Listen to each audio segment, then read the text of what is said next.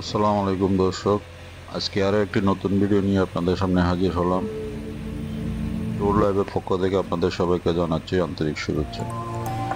আজকে আপনাদেরকে দেখাবো কর্ণফুলী টানেলের রাতের দৃশ্য।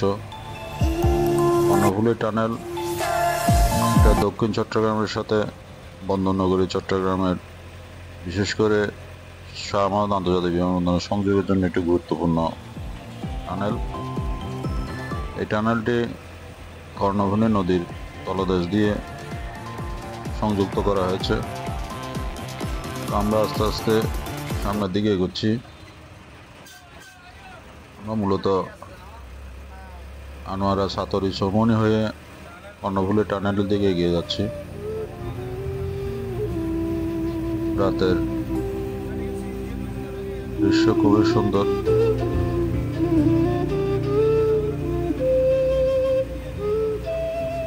সাতরি চৌমনি থেকে কর্ণফুলী টানেলের সংযোগের জন্য যে সড়কটি করা হয়েছে এটি খুবই সুন্দর। এর দৃশ্য এখন দেখতে পাচ্ছেন। তো কর্ণফুলী টানেলের টোটাল অনলাইন এন্টায়ার রাউট হচ্ছে 9.39 কিলোমিটার। Tunnel 3.32 kilometre. টানেলের মূল দৈর্ঘ্য হচ্ছে 3.22 কিলোমিটার। আর টোটাল টানেল এবং সংযোগ রাস্তার দৈর্ঘ্য হচ্ছে 9.39 কিলোমিটার।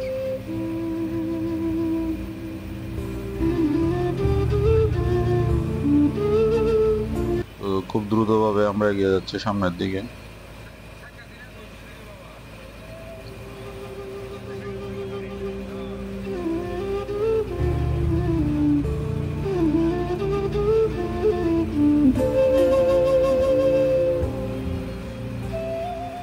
রাতের আলোতে সড়ক বাতিগুলো রিফ্লেক্ট করতেছে, চমৎকার লাগতেছে।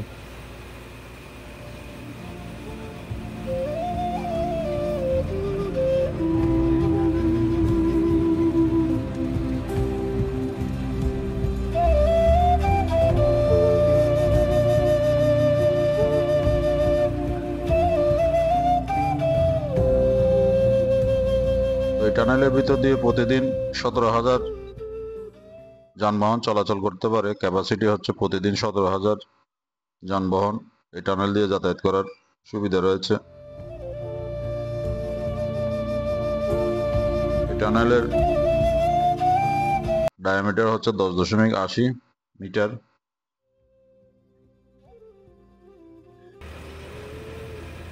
এই টানেলে অর্থায়ন করেছে China Exim bank, Exim bank of China. এটা বাংলাদেশ সরকারের সাথে যৌথভাবে। এটার প্রাথমিক ব্যয় ধরা হয়েছিল 1.1 বিলিয়ন, যেটার অর্থায়নে এক্সিম ব্যাংক অফ চায়না যুক্ত হয়েছে।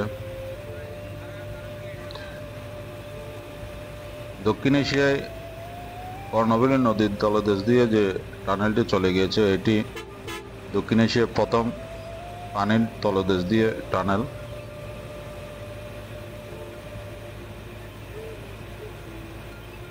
তো এই টানেল হওয়ায় মূলত যে সুবিধাটা সাধারণ জনগণের জন্য আশা করা যাচ্ছে যে এটা ঢাকা, চিটাগং, কক্সবাজারের সাথে সংযোগে গুরুত্বপূর্ণ ভূমিকা রাখবে।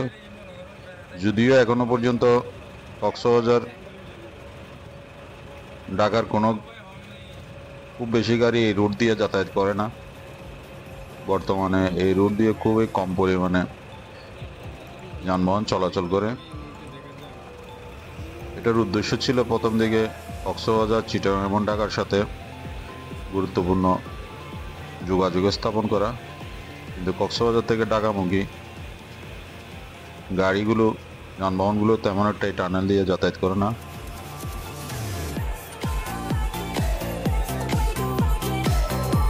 তো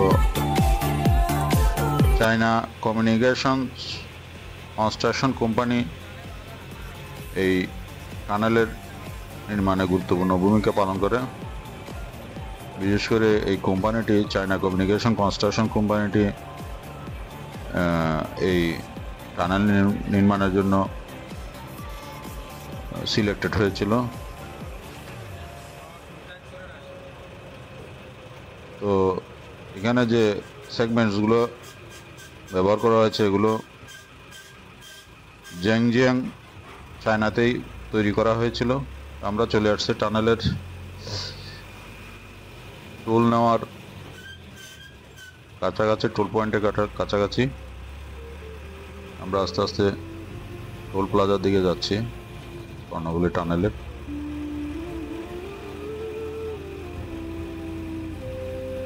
তো যেটা বলছিলাম, টানেলের সেগমেন্টসগুলো তৈরি করে জিনজিং চায়না।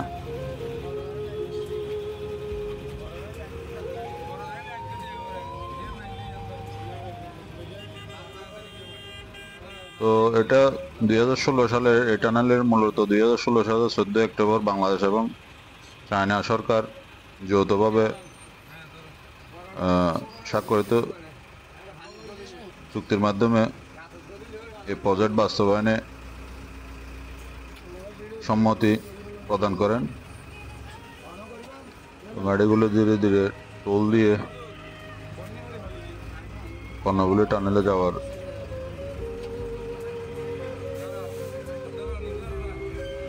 টানেল দিয়ে অতিক্রম করতেছে। আমাদের গাড়িও এখন টানেলে টোল প্রদান করছে।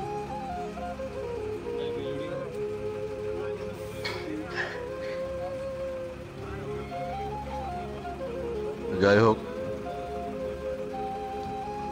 আমাদের গাড়ির টোল দেওয়া সম্পন্ন হলো। আমরা এখন আস্তে আস্তে টানেলের দিকে যাচ্ছি।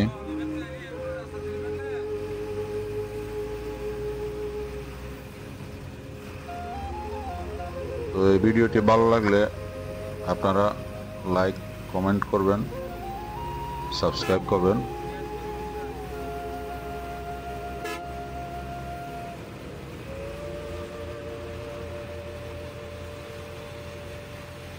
আঠাশে অক্টোবর 2023 সালে শনিবার 28 অক্টোবর 2023 সালে কর্ণফুলী টানেল চলাচলের জন্য খুলে দেওয়া হয় সকাল 6টা থেকে পরের দিন পর্যন্ত।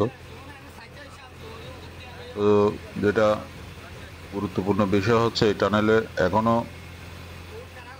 দৈনিক গড় প্রতি যে যানবাহন চলাচল করার কথা 17,000, সেই পরিমাণ যানবাহন চলাচল করছে না। দেখুন, যানবাহনের পরিমাণ খুবই কম। কিছুক্ষণ পর দু একটি গাড়ি আসতেছে। তো এই টানেলের প্রতিদিনের ব্যয়ের সাথে আয়ের কোনো সঙ্গতি নেই। অতিরিক্ত ব্যয়ের কারণে টানেলকে ব্যয়বহুল টানেল হিসেবে জনগণ মনে করছে, কারণ এটার মেনটেন্যান্স খরচ অনেক বেশি।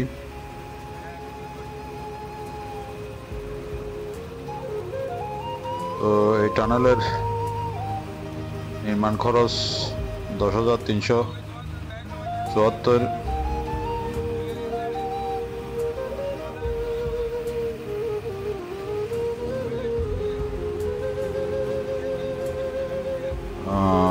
US ডলারে যেটা 940 মিলিয়ন। এটা 2024-এর হিসাব। In October 2016, during the visit of Chinese President Xi Jinping to Dhaka, the loan agreement for the construction of the Karnofuli Tunnel was signed.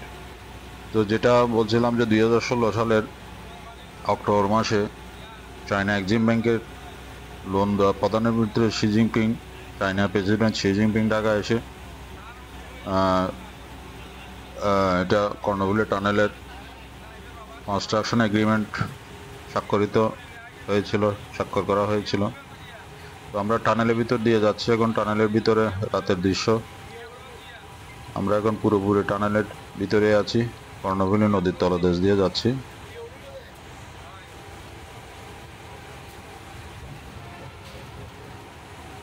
এখানে মূলত যে অর্থ ব্যয় হয়েছিল টানেলের, তার বেশিরভাগ অর্থেই চায়না এক্সিম ব্যাংক অর্থায়ন করেছে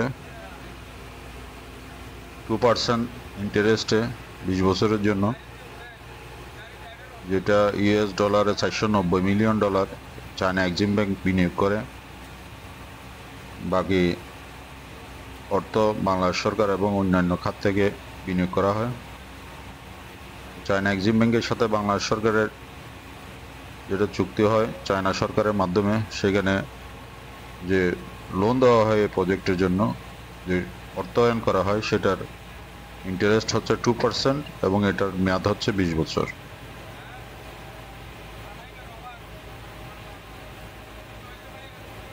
তো দেখতে থাকুন রাতের কর্ণফুলী টানেল। আমরা ধীরে ধীরে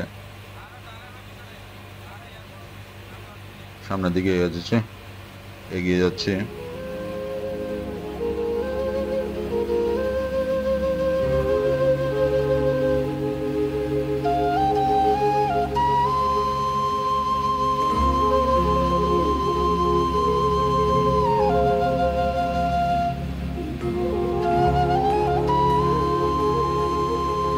যেটা বলছিলাম, যে পরিমাণের যানবাহন আশা করেছিল এই কর্ণফুলী টানেল, সেই পরিমাণে যানবাহন যাতায়াত না করায় প্রথম বছরেই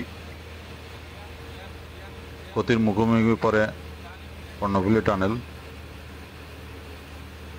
তো মূলত এটা ক্ষতির মুখোমুখি হওয়ার মূল কারণটাই হচ্ছে পর্যাপ্ত পরিমাণ চাহিদা অনুযায়ী দৈনিক যে 17,000 যানবাহন চলাচল করা, সেই পরিমাণ যানবাহন চলাচল না করায় এই ক্ষতির মুখোমুখি হয়েছে। আমরা টানেল থেকে বের হলাম। আমাদের আসলে মূল উদ্দেশ্য হচ্ছে আমরা চট্টগ্রাম শাহ আমানত ইন্টারন্যাশনাল এয়ারপোর্ট, মানে চট্টগ্রাম আন্তর্জাতিক বিমানবন্দরে যাওয়ার। সেই উদ্দেশ্যে টানেল দিয়ে স্বল্প সময়ে পৌঁছানোর জন্য টানেল দিয়ে আমরা চলে এলাম। আমরা টানেল থেকে বের হয়ে গেছি। এখন টানেলের বাহিরের চট্টগ্রাম অংশের, অর্থাৎ বিমানবন্দরে যাওয়ার সড়কের অংশের দৃশ্য এটি।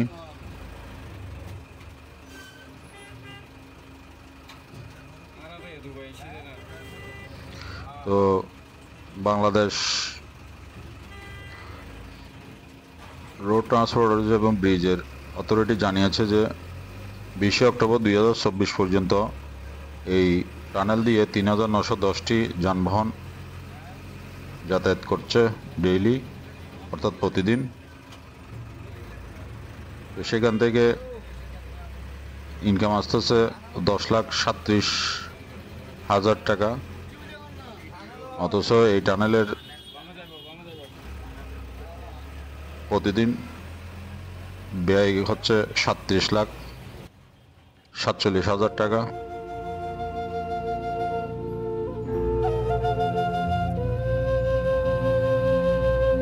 তো বাকি টাকা ঘাটতি,